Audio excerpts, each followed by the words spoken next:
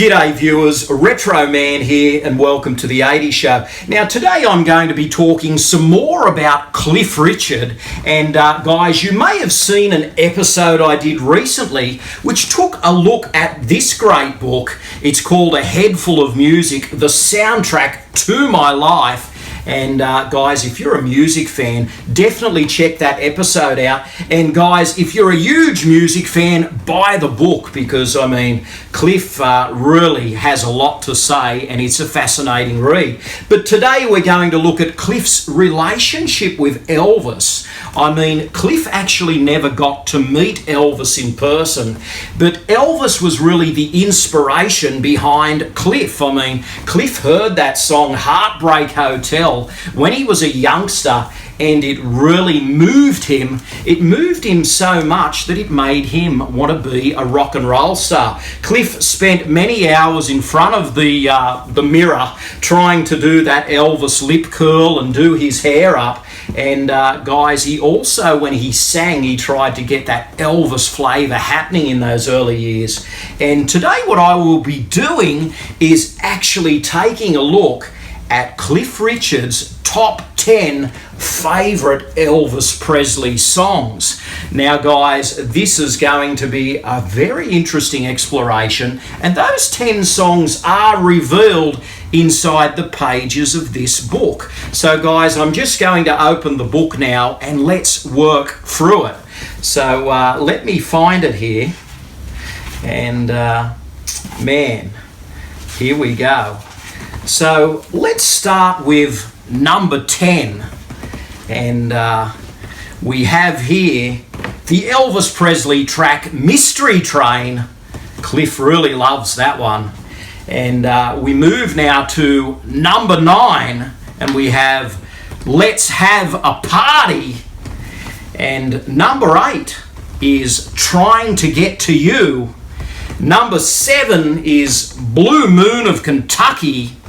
Number 6 is Don't. Number 5 is Teddy Bear.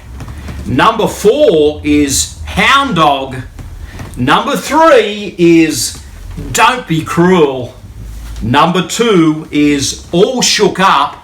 And number 1, of course, is the song that really heavily influenced Cliff in those early years, Heartbreak Hotel. That song simply blew his mind, and guys, Cliff really rates that one highly. I mean, to put that at number 1, we all know Elvis's catalogue and it's an amazing one. But what I will say, guys, is Cliff has a little footnote here, and he says that his song list, you know, his appreciation for Elvis's music is kind of, you know, really diverse and varied, and it changes every week.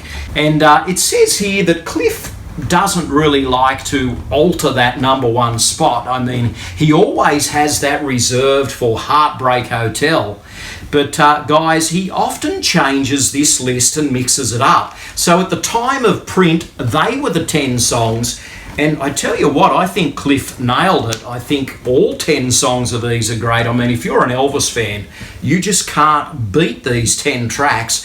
But when I sort of, you know, get a little bit to the nitty-gritty and want to analyse it myself, I mean, would I choose those 10? Well, I tell you what, it is pretty good. I mean, I may, you know, drop out Don't at number 6. I mean, I might go for another track instead of Don't. That's not to say that Don't isn't a fantastic, you know, it's a great song, Don't. I really, you know, like Elvis's vocal stylings on that one. But I would probably leave that off the list and maybe throw in another one. Now, what I would throw in, let me think about that. I mean, there are so many songs. I'm sure some people would like to put Jailhouse Rock on this list.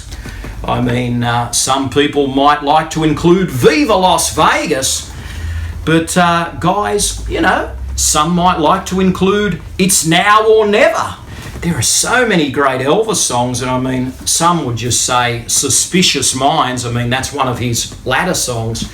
But guys, really, I would probably switch Don't, and I would leave the other 9. I think the other 9 are killer tracks. And the one that I'm going to go with today, just off the top of my head, I will go with, let's see, Return to Sender.